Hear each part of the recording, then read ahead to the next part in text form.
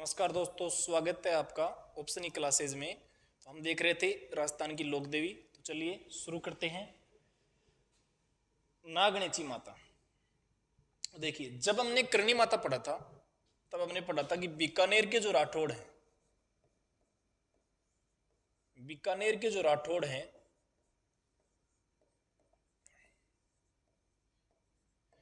या बीकानेर का जो राठौड़ वंश है, उस राठौड़ वंश की कुलदेवी कौन थी? करणी माता। ये हम देख चुके थे। अब एक जगह और भी तो राठौड़ वंश था, जोधपुर के अंदर भी राठौड़ वंश था। तो जोधपुर के जो राठौड़ वंश हैं या जोधपुर के जो राठौड़ हैं, इनकी कुलदेवी कौन थी? तो इनकी कुलदेवी थी नागणेची माता। कौन थी? नागणेची माता। देखिए, अब ये नागणेची माता की मूर्ति कहां से आई, किस प्रकार से आई, ये देखते हैं। देखिए, दो मत इस प्रकार प्रचलित हैं कि जो नागणेची माता की जो मूर्ति थी वो कहां से आई। एक मत तो ये कहता है कि कन्नौज से आई, और एक कहता है कि इनकी मूर्ति कर्नाटक से आई थी। कन्नौज वाले मत के अनुसार कन्नौज से किसी ब्राह्मण ने यहां मूर्ति लाई थी, और उसी ब्राह्मण से लेकर जो राव दुहड़ थे उन्होंने नागाना के अंदर इस मूर्ति की स्थापना कर दी। दूसरी बात है कि कर्नाटक से जो मूर्ति थी वो खुद राव दुहड़ लेकर आए थे, और उन्होंने ही नागाना जो बाड़मेर के अंदर स्थित है उसमें जो मूर्ति की स्थापना इन्होंने की थी। देखिए, ये दोनों बात आप ध्यान रखें। राव दुहड़ ने कहां स्थापित किया? नागाना के अंदर। और नागाना कहां है? नागाना है बाड़मेर के अंदर। तो इनका मंदिर भी नागाना बाड़मेर के अंदर स्थित है। इसके अलावा इनके मंदिर दो जगह और स्थित है। देखिए, इनके मंदिर देख लेते हैं। मंदिर के अंदर पहला जो मंदिर है या जो मुख्य जो मंदिर है वो कहां स्थित है? नागाना बाड़मेर के अंदर। नागाना बाड़मेर के अंदर स्थित है। दूसरा मंदिर, एक मंदिर इनका राव बीका ने बीकानेर में बनवाया था। राव बीका ने। इसके अलावा एक मंदिर नागौर का जो दुर्ग है वहां भी इनका मंदिर बना हुआ है। नागौर दुर्ग के अंदर भी इनका मंदिर स्थित है। राव बीका ने कहा बनवाया था? बीकानेर के अंदर। बीकानेर के आसपास ही इनके मंदिर का निर्माण करवाया था। ये तीन मंदिर इनके ध्यान रखना। और किस वंश की कुलदेवी है? तो जोधपुर के राठौड़ वंश की कुलदेवी है। जोधपुर के राठौड़ वंश की कुलदेवी है। मंदिर का निर्माण किसने करवाया था? तो जो राव दुहड़ हैं उन्होंने मंदिर का निर्माण करवाया था। तो ये बात होगी नागणेची माता के बारे में। अगली लोक देवी देखते हैं, शिला देवी। देखिए, शिला देवी पढ़ने से पहले हम देखते हैं कि जयपुर के अंदर जो कछुआ थे वो दो जगह थे। एक तो आमेर के अंदर और एक थे ढूंढाड़ के अंदर। दो जगह कछुआ जो राजवंश थे उनके शासन रहा। आमेर के जो कछुआ हैं उनकी जो लोक देवी कुल देवी है वो है शिला माता या शिला देवी। शिला देवी। जबकि ढूंढाड़ वाले जो कछुआ हैं, कछुआ जो राजवंश है, उनकी कुलदेवी कौन है? जमुआय माता। जमुआय माता। अब शिला देवी की मूर्ति कहां से आई इसके बारे में देखते हैं। तो यहां के एक महाराजा हुए थे, महाराजा मानसिंह प्रथम। जो आमेर के कछुआ जो राजवंश है उस कछुआ राजवंश में एक महाराजा हुए थे, मानसिंह प्रथम। महाराजा मानसिंह प्रथम। ये महाराजा मानसिंह प्रथम बंगाल के एक सामंत थे केदार। उन केदार से इस मूर्ति को जीत के लाए थे।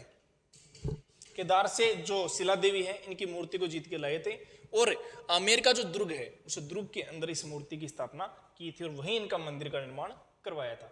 तो मूर्ति किनके द्वारा लाई गई थी? महाराजा मानसिंह प्रथम के द्वारा। और जो मंदिर है वो कहाँ स्थित है इनका? आमेर का जो दुर्ग है उसी दुर्ग के अंदर इनका मंदिर स्थित है। तो आमेर दुर्ग के अंदर इनका मंदिर स्थित है। इन्हीं का दूसरा नाम है अन्नपूर्णा माता। शिला देवी है, इन्हीं का दूसरा नाम क्या है? अन्नपूर्णा माता, अन्नपूर्णा माता। चलिए देखते हैं, आमेर के कछुआ राजवंश की कुलदेवी है ये, बिल्कुल।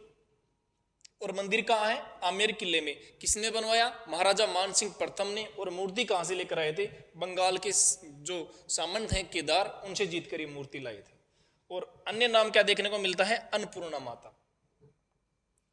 चलिए देखते हैं अगली लोक देवी, आशापुरा माता। इसी आशापुरा माता का दूसरा नाम है महोदरी माता, महोदरी माता, या आशा पूर्ण करने वाली माता, या फिर आशा पूर्ण करने वाली माता भी इनको कहा जाता है।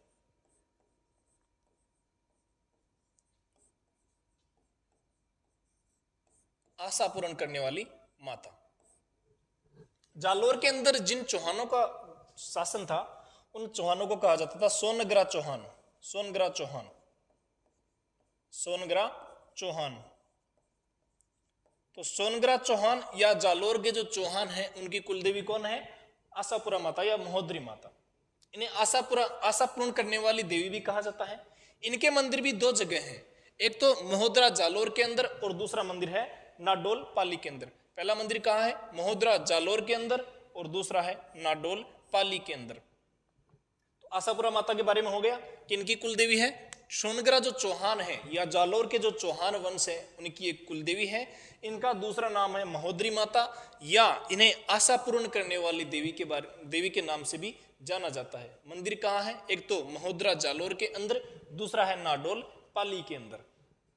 तो ये बात हो गई आशापुरा माता के बारे में। अगली लोक देवी देखते हैं सचियाग माता। सचियाग माता के बारे में ज्यादा कुछ खास नहीं है। एक तो इनका मंदिर कहाँ है? तो मंदिर है ओसिया जोधपुर के अंदर। और ये कुलदेवी किनकी है? तो जो ओसवाल है, ओसवाल होते हैं बनिया, ओसवाल जो बनिया है उनकी एक कुलदेवी है। तो दो बात इनके बारे में, सचियाग माता के बारे में ध्यान रखना। मंदिर कहाँ है? ओसिया जोधपुर के अंदर, और ओसवाल की इनको कुलदेवी कहा जाता है। अगली लोक देवी देखते हैं स्वांग्या माता या आईनाथ जी माता। स्वांग्या माता का दूसरा नाम क्या है? आईनाथ जी माता, आईनाथ जी माता। इनका जो मंदिर है वो कहां है?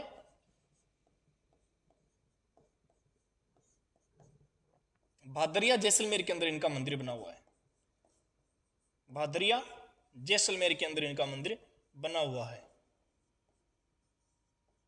अब जैसा कि हम जानते हैं, जैसलमेर के अंदर जो भाटी जो राजवंश है उनका शासन रहा है। तो जो स्वांग्या माता है ये भाटी राजवंश की कुलदेवी है, जैसलमेर के भाटी राजवंश की कुलदेवी है। और जब इनकी मूर्ति देखें तो इनकी मूर्ति में इनके हाथ में एक भाला नजर आता है। और वो भाला किस प्रकार का है? मुड़ा हुआ। तो मुड़ा हुआ जो भाला है वो जैसलमेर का जो राज चिन्ह है वो है, अर्थात जैसलमेर का राज चिन्ह मुड़ा हुआ भाला है। और वो इनकी मूर्ति में इनके हाथ में दिखाया गया है। तो प्रश्न पूछा जा सकता है कि मुड़ा हुआ भाला या जैसलमेर का राज चिन्ह किस देवी का प्रतीक है या किस देवी की मूर्ति में दिखाया गया है? तो आंसर हो जाएगा स्वांग्या माता। इसके अलावा इनका एक प्रतीक चिन्ह और भी है, वो है सुगन चिड़ी, सुगन चिड़ी या पालम चिड़ी। सुगन चिड़िया या जो पालम जो चिड़िया है वो इनका एक और प्रतीक चिन्ह है। एक तो हो गया मुड़ा हुआ भाला और एक हो गई सुगन चिड़ी या पामल चिड़ी। इनका मंदिर हमने देख ही लिया। तो देखिए कुल देवी किस राजवंश की है? जैसलमेर के भाटी राजवंश की कुल देवी है। इनके अलावा जैसलमेर राज्य का जो राज चिन्ह है मुड़ा हुआ भाला, वो इनके हाथ में दिखाया गया है।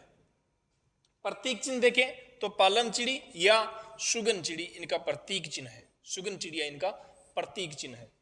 आगे देखें कि अन्य नाम देखें तो आईनाथ जी हैं, इनके नाम से भी इनको जाना जाता है। मुख्य मंदिर कहाँ है? जो भादरिया जैसलमेर के अंदर स्थित है। ये हो गया स्वांग्या माता के बारे में। देखते हैं अगली लोक देवी। देखिए आई माता, सबसे पहले देखते हैं कि ये कौन थे। देखिए आई माता थे, ये रामदेव जी की शिष्या थी, रामदेव जी की शिष्या थी।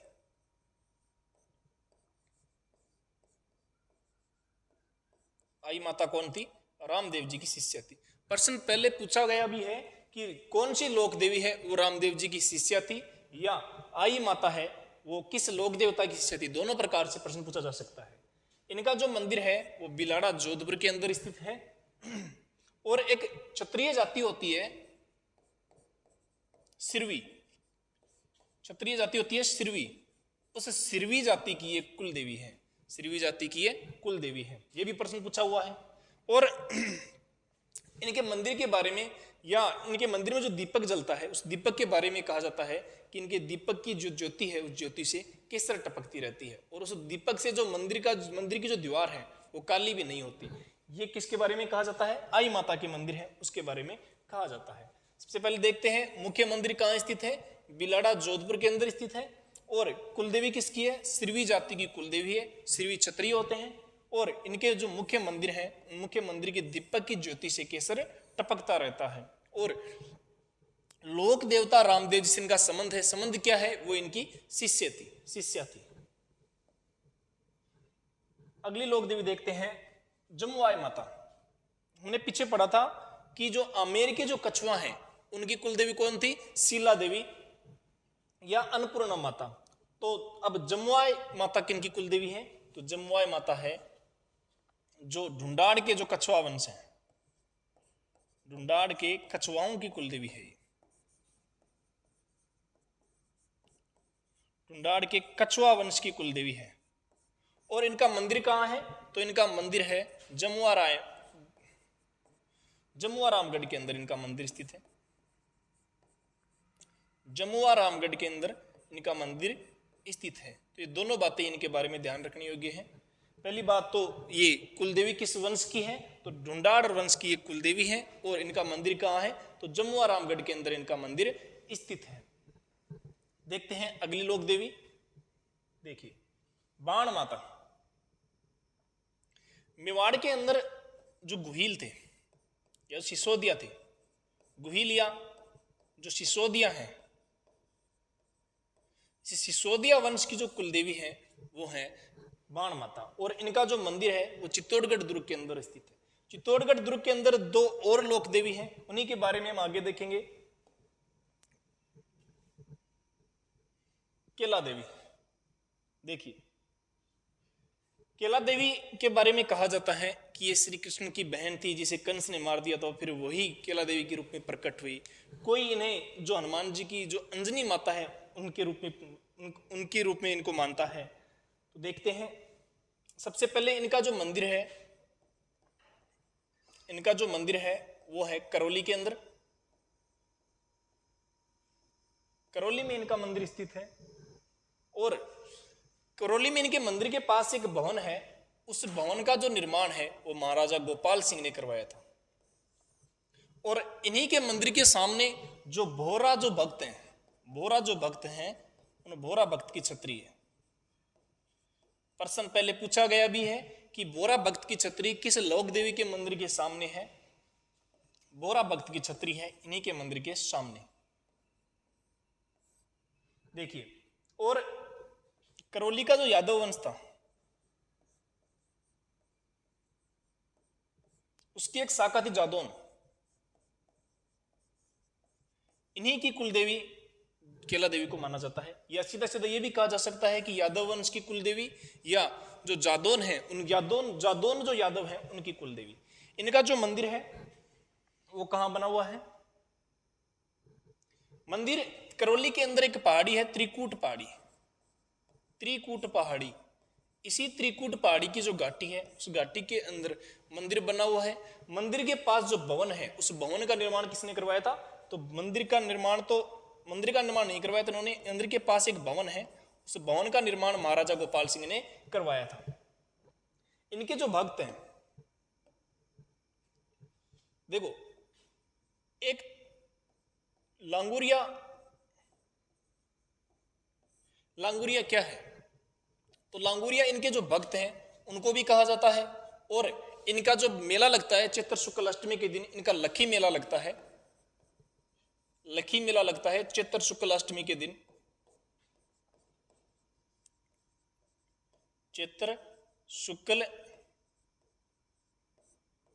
अष्टमी के दिन इनका लकी मेला लगता है और इसी लकी मेले के अंदर लांगुरिया जो गीत हैं वो गाए जाते हैं। तो लांगुरिया इनके भक्तों को भी कहते हैं और इनके मेले में जो गाए जाने वाले जो गीत हैं उनको भी लांगुरिया कहते हैं। अभी तक प्रश्न इस प्रकार से पूछा गया है कि लांगुरिया गीत किस लोक देवी से संबंधित है, तो लांगुरिया गीत भी इनसे संबंधित है। और लकी मेला है वो कब लगता है? चित्र शुक्ल अष्टमी के दिन।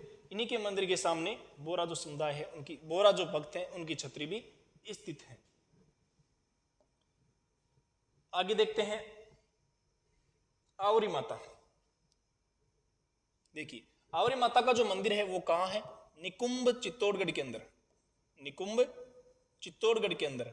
और यहाँ जो लकवा से ग्रसित जो लोग हैं, लकवा से ग्रसित जो लोग हैं उनका इलाज यहाँ किया जाता है। मंदिर कहाँ है? निकुंभ चित्तौड़ के अंदर। और प्रसिद्ध क्यों है? लकवा से पीड़ित जो भी व्यक्ति हैं उनका इलाज यहाँ किया जाता है। तो ये दो बात इनके बारे में ध्यान रखना। अगली लोक देवी हम देखते हैं, ये भी चित्तौड़गढ़ से संबंधित ही है, बडली माता। बडली माता का मंदिर देखो, आवरी माता का मंदिर तो कहाँ था? निकुंभ के अंदर। और इनका जो मंदिर है वो कहाँ था? अकोला चित्तौड़गढ़ के अंदर। जबकि जो बाण माता है उनका मंदिर कहाँ था? चित्तौड़गढ़ दुर्ग के अंदर। बडली माता क्यों प्रसिद्ध है? यहाँ पर जो छोटे बच्चे हैं उनका इलाज किया जाता है, छोटे बच्चे हैं उनका इलाज किया जाता है। आगे देखते हैं बदाना माता। बदाना माता का जो मंदिर है वो कहाँ है? कोटा के अंदर। और ये क्यों प्रसिद्ध है? मूट पीड़ित जो व्यक्ति हैं, मूट एक प्रकार का जादू टोना से संबंधित है, तो मूट पीड़ित जो भी व्यक्ति हैं उनका इलाज यहाँ किया जाता है। कहाँ? बदाना माता के मंदिर में। और बदाना माता का जो मंदिर है वो कहाँ है? कोटा के अंदर। आगे देखते हैं केवाय माता। केवाय माता का मंदिर कहाँ स्थित है? तो यह किनसंड्रिया एक गांव है नागौर के अंदर, वहीं इनका मंदिर स्थित है। और इनके मंदिर में एक शिलालेख है, शिलालेख लगा हुआ है। उस शिलालेख के अंदर चच बताया गया है कि चचदेव ने यहाँ किसी भवानी माता का मंदिर का निर्माण करवाया था। तो ये ध्यान रखना, चचदेव से संबंधित शिलालेख है वो यहाँ लगा हुआ है।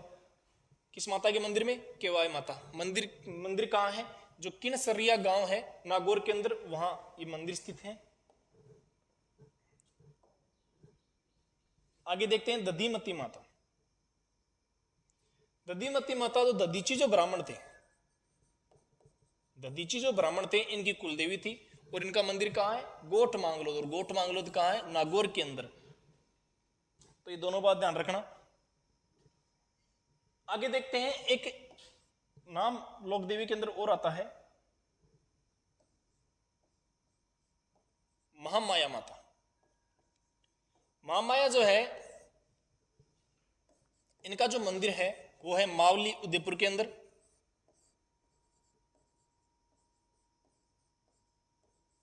मावली उदयपुर के अंदर। और यहां भी जो छोटे बच्चे हैं उनका इलाज किया जाता है, छोटे बच्चों का इलाज किया जाता है।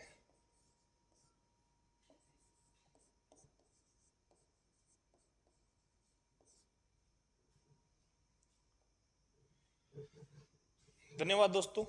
इसके बाद हम अगली क्लास में जो लोक देवी से संबंधित जो प्रश्न हैं उनके बारे में देखेंगे।